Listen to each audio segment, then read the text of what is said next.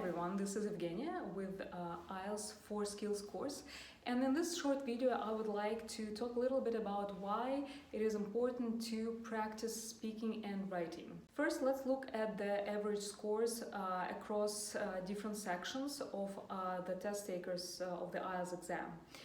If we analyze average test scores by section, we will see that actually in writing and speaking, students perform less successfully than in reading and listening. The average scores do not demonstrate a significant difference. However, if you look at individual score reports, you will see that this difference may be dramatic. For example, students may do very well in reading and listening and demonstrate almost perfect scores, while actually doing significantly less successful in speaking and writing, and there could be a difference in as much as 2 language levels. So why is this important? We use IELTS Academic to get into the selected program or university, and usually these programs have minimum required scores.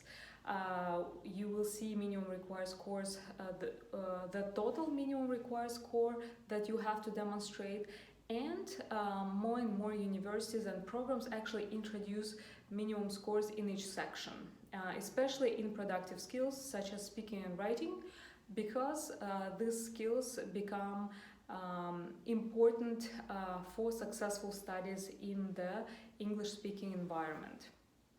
And for example, if your minimum score to get accepted to a university is 7.5, and there are also minimum scores per section, let's say at least 7 in each of the sections. If you get 6 for writing or speaking, it means that you have not satisfied the requirements, and hence you do not qualify for admissions. So this could be a very important aspect that has to be taken into consideration.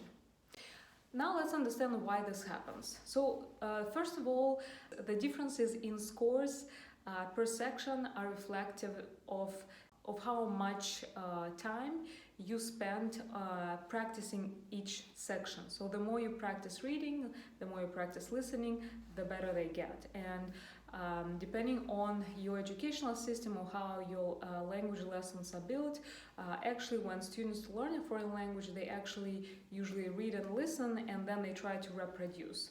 And so if you analyze your last class in English, you may notice that total speaking time in class is way less than reading and listening to your teacher or to working with different materials. So it is not surprising then that speaking is less developed than, let's say, reading, and same applies to writing. So this leads to the fact that we do not actually train the brain muscle responsible for speaking and writing. So the less you practice the skills, the less you want to practice them. So when we do reading and listening, we do not use the same brain regions as in speaking and writing. So we do not activate them, and these muscles remain undeveloped, and therefore when you try to speak, it means that your brain has to use more energy, and because our brain likes to save energy, it will tell you, hey, actually no, let's do some more reading and some more listening. I don't really want to do reading, speaking or writing. So you will try to postpone doing this task, you will try to procrastinate, and this is a very natural reaction to the fact that your brain just has to invest more energy in doing so. Another reason is that many students, they could have a false impression that they can do very well in speaking and writing, and that has to do with the nature of questions. So many questions on IELTS and IELTS speaking and writing, they are open-ended questions where you have to appeal to your personal background or your common knowledge, and you feel like you can answer this question without a problem, as if you are talking to a friend. Many students forget that your response is evaluated based on very specific criteria, and this criteria has to do with how well you can structure your thoughts, how well you can develop your thinking and how well you can use grammar and vocabulary to elicit meaning, and how well you actually participate in a dialogue, especially in part 3, where you could be asked unexpected questions and you have to still build a well-structured response. So for this reason, we believe that actually practicing speaking and writing is very important, and you can either find yourself a study buddy with whom you will practice those speaking tasks. You can always record yourself on your phone and then listen and use the self-evaluation checklist to see how well you have done. You can work with a trainer who knows the criteria and give you feedback based on this criteria.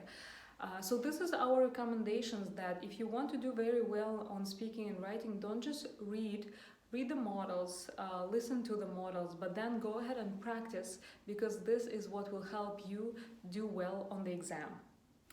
So this was Evgenia. If you still have questions about this, I would be happy to respond and leave your questions and comments.